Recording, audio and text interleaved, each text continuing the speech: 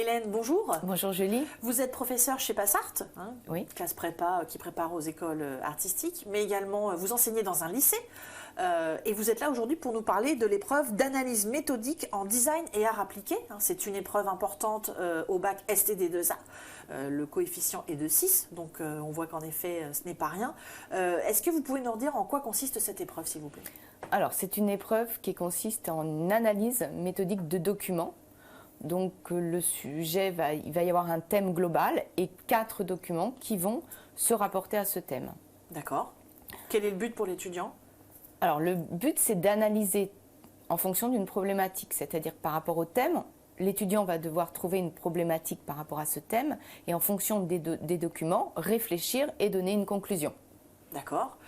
Est-ce que vous avez des conseils pour se préparer à ce type d'épreuve où on y va un petit peu comme ça Alors, on y va un petit peu comme ça, non. Je pense qu'on n'y va jamais un petit peu comme ça. Je pense qu'il faut faire des fiches par rapport à des thèmes.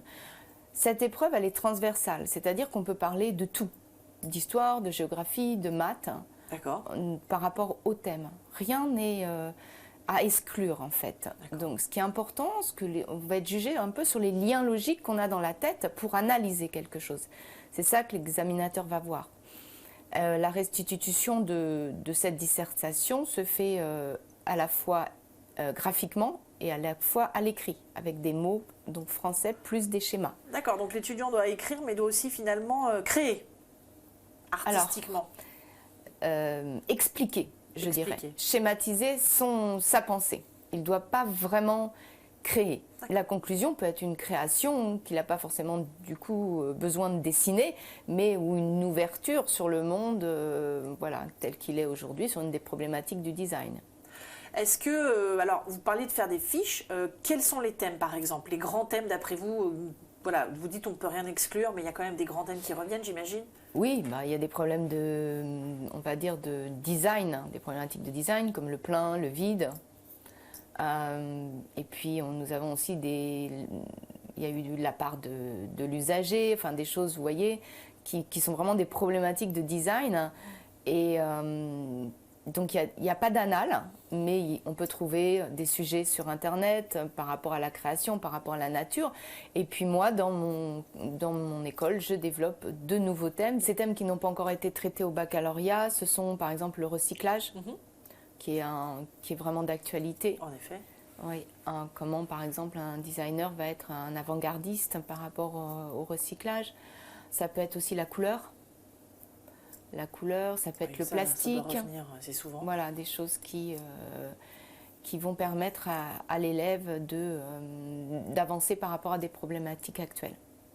Et dans finalement cette synthèse par rapport au thème, est-ce que c'est un peu comme en philo? Est-ce qu'on rajoute des citations? Est-ce qu'on parle d'œuvres connues? Voilà, quels conseils vous pouvez donner de ce côté-là? Alors ça, c'est ce que j'appelle la part individuelle. Évidemment, on va dans cette fiche que l'on va créer, par exemple, si on va créer le recyclage, la fiche recyclable, on va mettre tous les liens qui nous font penser à ce qu'on a vu dans l'actualité. D'accord. Il y a aussi cette part d'actualité. C'est un raisonnement par rapport aussi à l'actualité, par rapport à votre individu, encore une fois, vous-même. Est-ce que vous avez fait les expos que vous avez vus? Voilà. Le correcteur attend ça, finalement, celui qui va corriger la copie, il attend qu'il y ait une mise en relation avec l'actualité et qu'il voit que l'étudiant, finalement, est ancré dans la réalité? Oui, tout à fait. L'examinateur va vérifier un petit peu ça, puis il va surtout vérifier le lien logique au départ, mais de donner des exemples de choses qui sont actuelles, c'est indispensable. C'est une bonne copie. Donc voilà, ça c'est un des conseils pour réussir. Oui, c'est un des conseils pour réussir. Est-ce qu'on fait un lien avec les autres matières aussi, par exemple? C'est quelque chose qui est possible? C'est transversal. C'est transversal, on peut faire un lien avec les autres matières, avec la physique. En STD2A, tous les cours sont par rapport à l'art appliqué. Donc c'est pas le même en physique et en mathématiques, ce n'est pas du tout le même programme que dans d'autres sections. Bon, eh bien, très bien, on espère que ces conseils vont servir aux futurs bacheliers STD2A. Merci Hélène. Merci.